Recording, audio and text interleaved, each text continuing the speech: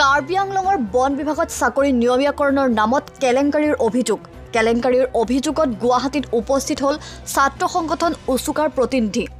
কাৰ্বি আংলং জিলাৰ মুখ্য কাৰ্যবাহী সদস্য তুলিৰাম ৰংহাঙৰ নিজৰ হাতত থকা বন বিভাগৰ চাকৰি নিয়মীয়াকৰণৰ নামত জিলাখনৰ বন বিভাগৰ ডিএফঅ আৰু গাণনিক বিষয়াই দুৰ্নীতি সংঘটিত কৰাৰ এক গুৰুতৰ অভিযোগ উত্থাপন কৰিছে ছাত্ৰ সংগঠন উচুকাই।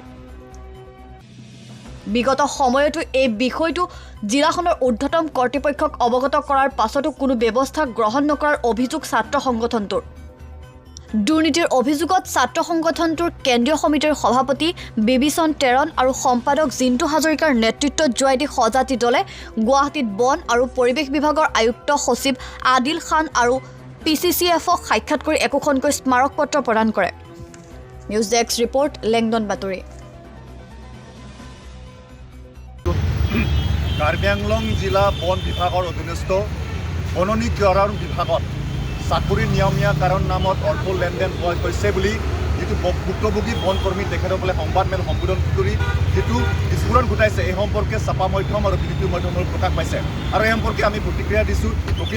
প্ৰতিক্ৰিয়া দিয়াৰ পিছতো কাৰ্বি আংলং সাহিত্য পৰিষদ তৰফৰ পৰা কোনো ব্যৱস্থা লোৱা নগ'ল। আৰু যোৱা 24 তাৰিখ ডিচেম্বৰ মাহত আমি কাৰ্বি আংলং সাহিত্য পৰিষদৰ যিটো প্ৰধান সচিব আৰু CCF ডাঙৰীয়া আমি সাক্ষাৎ কৰি এই সম্পৰ্কে তদন্ত বিচাৰি আমি এখন স্মাৰক পত্ৰ প্ৰদান কৰিছোঁ। তথাপি তেখেতসকলে কোনো ব্যৱস্থা লোৱা আজি দেখা নগ'ল।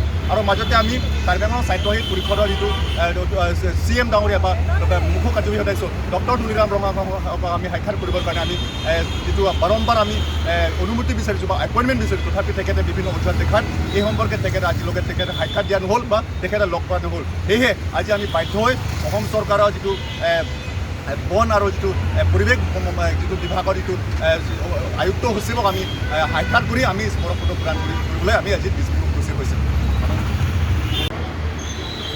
কাৰ্বি আংলঙৰ বন বিভাগৰ ওপৰত বিভিন্ন সময়ত যোনটো তেওঁলোকৰ কেলেংকাৰী অভিযোগ উত্থাপন হৈ থাকে, আমি বিভিন্ন সময়ত অথৰিটিসকলক আমি এইটোৰ ওপৰত স্মাৰক পত্ৰ দি অৱগত কৰি থাকোঁ বা সংবাদ মাধ্যমৰ থ্ৰুদি আমি অৱগত কৰি থাকোঁ।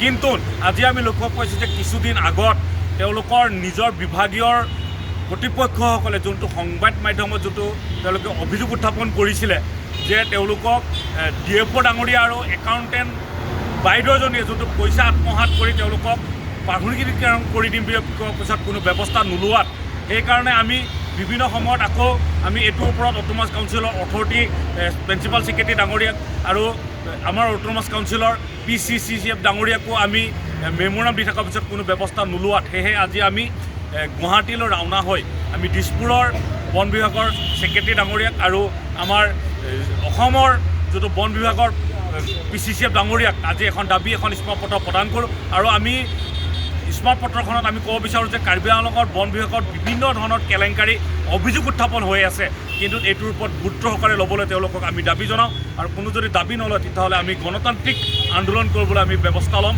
আৰু সেইকাৰণে আমি ক'ব বিচাৰোঁ যোনখন BJP চৰকাৰ যোনটো জিৰ' টলাৰেঞ্চৰ কথা কয়, কিন্তু এই